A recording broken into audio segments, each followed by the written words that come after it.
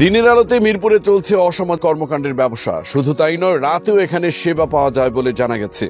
এখানকার বিতর্কিত কিছু হোটেলে প্রবেশ করলে দেখা যায় বিভিন্ন বয়সের তরুণী। টাকার বিনিময়ে তাদের মধ্য থেকে একজনকে পছন্দ করে তার সাথে ব্যক্তিগত সময় কাটানো যায়। জানলে অবাক হবেন, চাইলে নিজের সঙ্গীকে নিয়েও ব্যক্তিগত কামরা ভাড়া করে এখানে রাত্রি যাপন করা যায়। রাজধানীর মিরপুর 10-এ মূল সড়কের পাশেই গড়ে উঠেছে আবাসিক হোটেল। তবে শুধুমাত্র রাত্রি যাপনের জন্য এখানকার হোটেলগুলো গড়ে ওঠেনি। সকাল থেকে রাত পর্যন্ত এখানে চলে রমরমা অনৈতিক কর্মকাণ্ড। রাজধানীর ঢাকার সবচেয়ে জনবহুল এলাকা হিসেবে পরিচিত মিরপুর 10, এখানকার গোল চত্বরের পাশে অবস্থিত মাতবর ম্যানশনের 5ম ও 6ষ্ঠ তলায় একটি হোটেল অবস্থিত। রাত দিন 24 ঘন্টাই এখানে নারীদের দ্বারা অনৈতিক সেবা দেওয়া হয় বলে অভিযোগ আছে। দেশীয় একটি সংবাদ মাধ্যমে এই তথ্যের সত্যতা যাচাই করতে সম্প্রতি সেখানে হাজির হয়। তাদের উপস্থিতি টের পাওয়ার সাথে সাথে হোটেল কর্তৃপক্ষ কলাপসিবল গেট আটকে সেখানে তালা ঝুলিয়ে দেয়। অনেক ডাকাডাকির পরেও তারা সাড়া দেয়নি। পরবর্তীতে হোটেলে প্রবেশ করতে তারা কাফরুল থানা পুলিশের সহায়তা চান। এরপর একজন উপপরিদর্শকের নেতৃত্বে পুলিশের একটি টিম সেখানে হাজির হয়। এরপর তালা ভেঙে হোটেলের ভেতরে প্রবেশ করতেই সবার চক্ষু চরগাছ অবস্থা। উপস্থিতি টের পেয়ে ততক্ষণে সবাই পালিয়ে গেছে।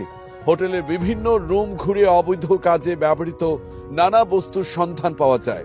পরে থাকতে দেখা যায় নারীদের গোপন পোশাকও। হোটেলের 5ম তলার একটি রুমের ভেতরে একজোড়া তরুণ তরুণীকে পাওয়া যায়। প্রথমে তারা বলছিলেন চিকিৎসার জন্য ঢাকায় এসে তারা হোটেলে অবস্থান করছেন। পরে পুলিশের জেরার মুখে ভুল স্বীকার করে তারা ক্ষমা চান। এই হোটেলে যখন পুলিশ তাদের অভিযান পরিচালনা করছিল তখন পাশের বাড়ির মালিক সেখানে ছুটে আসেন। তিনি জানান, হোটেলটির কারণে আশপাশের পরিবেশ অনেক নোংরা হয়ে থাকে। কেউ বাধা দিতে গেলে উল্টো তাকে ঝামেলার সম্মুখীন হতে হয়।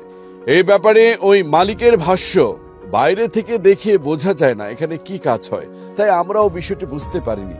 এখানে একটি মই লাগানো আছে, এটি বেয়ে সবাই অন্য পাশে চলে যায়। ছেলে মেয়ে একসাথে এখানে আসতো, এখানে কি চলতো তা এখন বুঝতে পারছি। এখানকার পরিবেশটা আমি ভাষায় প্রকাশ করতে পারবো না। চারপাশের পরিবেশ খুবই নোংরা। মাতবর ম্যানশনে যারা ব্যবসা করেন তারাও এই হোটেলের অনৈতিক কর্মকাণ্ডে বিরক্ত। তারা প্রশ্ন রাখছেন, প্রশাসন জেনেও কেন দ্রুত ব্যবস্থা নিচ্ছেন না। এই ভবনে ভাড়া দেওয়া হোটেলের অনৈতিক ব্যবসার কথা জানতে বেশ কয়েকবার ভবন মালিককে ফোন করেও সংবাদ মাধ্যম তার সাথে যোগাযোগ করতে পারেনি।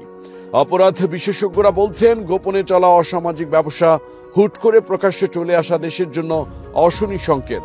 তাই শীঘ্রই আইন শৃঙ্খলা বাহিনীকে এদিকে নজর দেওয়ার পরামর্শ তাদের।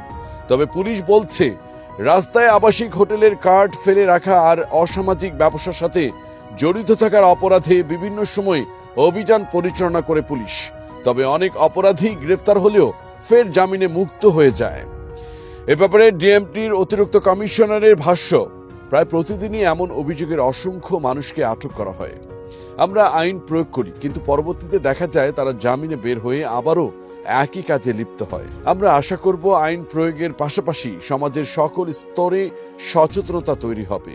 মূলত ধর্মীয় ও সামাজিকভাবে এই সমাজে শারীরিক সম্পর্ক স্থাপন করার একমাত্র বৈধ উপায় হলো বিবাহ বন্ধনে আবদ্ধ হওয়া। কিন্তু এক সময়ের গোপনে বিলি করা আবাসিক হোটেলের কার্ড প্রকাশ্যে চলে আসা তরুণ প্রজন্মকে ধ্বংসের দিকে নিয়ে যাচ্ছে বলে মন্তব্য করেছেন বিশেষজ্ঞরা।